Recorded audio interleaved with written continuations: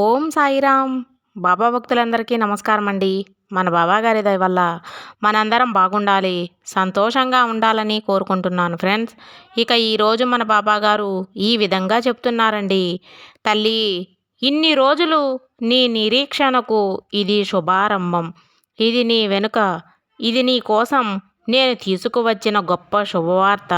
వెంటనే వింటావు కదమ్మా అని బాబాగారు అంటున్నారండి.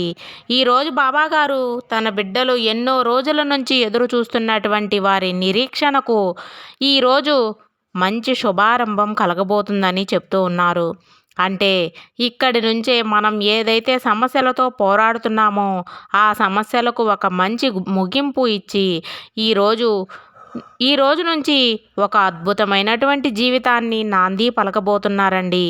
ఎంత గొప్ప అదృష్టమో ఈరోజు బాబాగారి బిడ్డలకు బాబాగారు ఇంత చక్కటి సందేశాన్ని తన బిడ్డలకు చెప్పబోతున్నారు. అయితే ఈరోజు బాబాగారు ఏం చెప్పాలనుకుంటున్నారో తన బిడ్డలకు సాక్షాత్తు ఆ తండ్రి మాటల్లోనే విని తెలుసుకుందాం. ఎందుకంటే బాబాగారి మాటలను బాబాగారితో వింటూ ఉంటే, బాబాగారి ముందు కూర్చొని వింటూ ఉంటే, బాబాగారి నోటి నుండి వింటూ ఉంటే ఆ తండ్రి మనసుతో పాటు చెప్తున్నటువంటి మనం ఊహించుకోనిటువంటి సగం సమస్యలు ఇక్కడే తీరిపోయినట్టు మనకు అనిపిస్తుంది. ఎంతో భారంగా ఉన్నటువంటిది మన మనసు ఎంతో తేలికైపోతుంది. ఎందుకో తెలియదు. బాబాగారి బిడ్డలకు తన కోవెల వెళ్ళగానే, బాబాగారిని దర్శించుకోగానే వారిలో ఉన్నటువంటి ఆ చెడు ప్రభావం అంతా దూరమైపోతుంది. ఎంతో భారంగా ఉన్న వారి మనసు కూడా ఒక్కసారిగా తేలికైపోతుంది. అంటే మనం బాబాగారి సందేశాన్ని వినేటప్పుడు సాక్షాత్తు ఆ తండ్రే మనతో మాట్లాడుతున్నట్లుగా, సాక్షాత్తు ఆ తండ్రే మనకు ఈ శుభవార్తలు చెప్తూ ఉన్నట్టుగా ఊహించుకొని బాబాగారే మనతో మాట్లాడుతున్నట్లుగా ఊహించుకొని వింటూ ఉంటే ఆ ఊహని సైతం నిజం చేయగలరండి బాబాగారు. నేను ఏమంటున్నానంటే మనం కేవలం బాబాగారి మాటలు వింటున్నట్టు, బాబాగారే మనతో మాట్లాడుతున్నట్టు ఊహించుకుంటున్నాం. అంతేకాని ఎప్పుడైతే ఎవరైతే పూర్తి భక్తి శ్రద్ధలతో నిర్మలమైన మనసుతో ఈ విధంగా బాబాగారు నాతో మాట్లాడుతున్నారు, ఆ తండ్రి నాకు ఈ సందేశం చెబుతున్నారని ఊహించుకుంటూ ఉన్నారో వారితో నిజంగా బాబాగారే మాట్లాడతారు.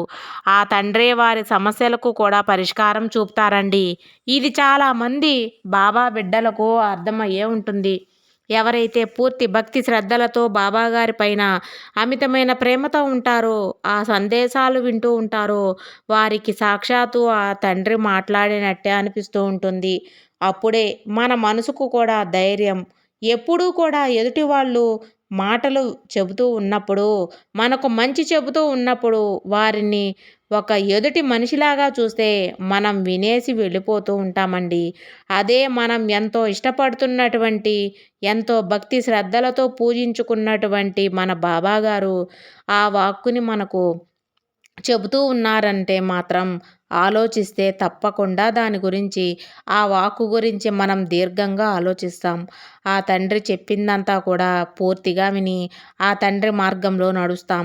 నిజమే కదా అండి. మీకు నేను చెప్పడం వేరు, ఆ తండ్రి స్వయంగా, ఆ తండ్రి మీరు ఎంతగానో కొలుస్తున్నటువంటి ఆ తండ్రి మీతోనే మాట్లాడుకునేటువంటి వేరు కదా అండి. నేనైతే మీరైనా అంతే, నాకు పరాయి వాళ్ళైనా అంతే చెబుతూ ఉంటే మాటలుగానే చూస్తాను. అదే నా బాబా నాతో మాట్లాడుతూ ఉన్నారు అంటే నా అదృష్టం అంతా కూడా ఆ వాక్కు పైన పెట్టి ఒక్క క్షణం కూడా అటు ఇటు తిరగకుండా బాబాగారి మాటలు వింటూ ఉంటాను. నేనే కాదు, ప్రతి ఒక్క బాబాగారి బిడ్డకు అంతే. అందుకే ప్రతి సందేశాన్ని కూడా ఆ తండ్రే మనకు స్వయంగా చెప్తున్నారండి. మనం పూర్తిగా విశ్వసించి సందేశాన్ని వినండి. బాబాగారు మనకు ఏం చెప్పబోతున్నారు, మన సమస్యలకు ఎలాంటి పరిష్కారాలు చెప్పబోతున్నారో ఎంత శ్రద్ధగా విన్నప్పుడు మాత్రమే మనకు తెలుస్తుంది. అర్థమైంది కదా ఫ్రెండ్స్. ఈరోజు బాబాగారు తన బిడ్డలకు ఏం చెప్తున్నారంటే, తల్లి, ఎన్నో సంవత్సరాల నుంచి ఎదురు చూస్తున్న నీ కల, కోరిక ఒకటి తీరబోతుందమ్మా. నీ సాయి మాటలు తీసి పడేయకుండా తల్లి వెంటనే వినాలి. నువ్వు ఒక చక్కని వార్తని తీసుకొని మరి నేను నీ ముందుకు రాబోతున్నానమ్మా. నువ్వు నాకు ధన్యవాదాలు చెప్పడానికే సిద్ధంగా ఉండు. ఏంటి బాబా మీరు చెప్పేది నాకు అసలు అర్థం కావటం లేదు అని అనుకుంటున్నావు కదా తల్లి. నా జీవితంలో ఆనందం క్షణాలే లేవు. నా పెదవులపై చిరునవ్వే లేదు. కానీ దీని ప్రతి క్షణం నా కుటుంబం కోసం అనుక్షణం కూడా పోరాడుతూనే ఉన్నాను. నా అతిపెద్ద కోరిక తీర్చమని మిమ్మల్ని ఎప్పటి నుంచో కోరుకుంటున్నాను కదా బాబా. మరి నా ఆశ అస్సలు తీరడం లేదు. నా కలలు అన్నీ కూడా కలలుగానే మిగిలిపోతున్నాయి బాబా. ఇలా రోజులు, నెలలు, సంవత్సరాలు గడిచిపోయాయి. మరి నేను మిమ్మల్ని అడిగిన కోరిక మాత్రం అలానే ఉండిపోయింది. మీరు కూడా పట్టించుకున్నట్లుగా ఉంటున్నారు. ఎందుకు బాబా? మీరు ఇలా చేయడం ఏంటి బాగాలేదు తండ్రి. అందరి మంచి కోరుకున్న నాకే ఎందుకు ఇలా జరుగుతుంది? అసలు ఈ భూమి మీద మంచివారికి అసలు మంచి రోజులే జరగడం లేదు. మంచే జరగడం లేదు తండ్రి. మీరు చూస్తూనే ఉన్నారు. నా విషయంలోనే కాదు, ఎవరైతే మంచిని కోరుకుంటారో వారికి కూడా మంచి జరగడం లేదు. నేను చాలా మందిని పరిశీలించాను. ప్రతి ఒక్కరూ కూడా ఏదో అసంతృప్తిలోనే గడుపుతూ ఉన్నారు. కష్టాలు, కన్నీళ్లతోనే జీవితాన్ని గడపాల్సి వస్తుంది. ఇలా కష్టాలు ఎదురవ్వడంలో మంచివారి మనసు కూడా బండరాయిగా మారిపోయి చెడు వైపు నడవబోతున్నాయి. కాపాడండి. దీనికి మీ సమాధానం ఏంటి తండ్రి? నాకు తెలుసుకోవాలని ఉంది. అసలు ఈ లోకంలో ఎవరిని నమ్మాలో, ఎవరిని నమ్మకూడదో కూడా తెలియడం లేదు. ఏంటి తండ్రి ఈ జీవితం అని నన్ను అడుగుతున్నావు కదా తల్లి. నీ నిరాశ, నిస్పృహలకు కారణాలు లేకపోదు తల్లి. నేను ఒప్పుకుంటాను. నువ్విలా అడగడం ఎలాంటి తప్పు లేదు. అది కూడా చెప్పాల్సిన బాధ్యత కూడా నాకు ఉంది. తప్పకుండా నువ్వు తెలుసుకోవాలి తల్లి. చూడమ్మా, ఈ ప్రపంచంలో మంచివారు ఎలా అయితే జీవిస్తూ ఉన్నారో అలానే చెడ్డవారు కూడా జీవిస్తూ ఉంటారు. తేడా నువ్వు కనిపెట్టలేవు. చెడ్డవారు ఎలా ఉంటారో తెలుసా బిడ్డా? మంచివారి కంటే మంచిగా ప్రవర్తిస్తూ ఉంటారు. ఎప్పుడూ నీ మంచి కోరినట్టు వారు ఆలోచిస్తూ ఉంటారు. కానీ వారి మనసులో ఉన్నటువంటి దురాభిప్రాయం నీకు తెలియదు. ఆలోచన నువ్వు గ్రహించలేవు అని ఎట్టి పరిస్థితుల్లో బయటకు రానివ్వరు. నీకు కనిపించనివ్వరు తల్లి.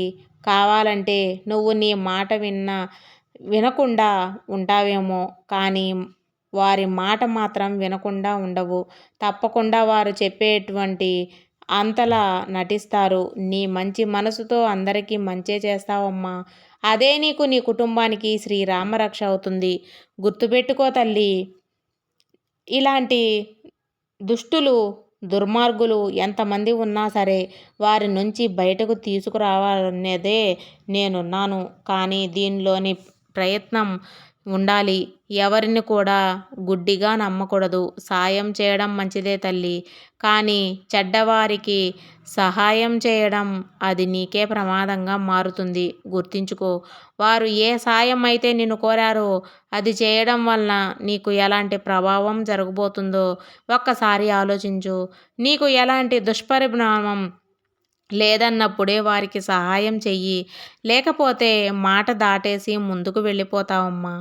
అదే నీకు, నీ కుటుంబానికి మంచిది. చూడు తల్లి, ఒక్క విషయం గుర్తించుకో. మంచివారికి కష్టాలేంటి అని ప్రశ్నిస్తున్నావు కదా, అది నిజమే. నేను కూడా ఒప్పుకుంటానమ్మా. మంచివారు చాలా కష్టపడుతూ ఉంటారు. ఎందుకో తెలుసా? ఈ లోకంలో మంచివారినే భగవంతుడు పరీక్షిస్తూ ఉంటాడు. ఈ లోకంలో మంచివారికి అందరిలాగా చెడుగా కనిపిస్తూ ఉంటాడు. అవును తల్లి, నువ్వు ఎన్ని రోజులుగా మంచిగా నటించగలుగుతావో భగవంతుడు పరీక్షిస్తూ ఉంటాడు. అందుకే నీకు ఈ కష్టాలు, ఈ సమస్యలు ఇవన్నీ కూడా భగవంతుడు నిన్ను శోధించడానికే తల్లి. బిడ్డా, ఒక్క విషయం గుర్తుపెట్టుకో. వచ్చే రోజుల్లో ఎవరు ఏంటి అనేది అందరికీ తెలుస్తుంది. దాన్నే కాలం అనేది నిర్ణయిస్తుంది.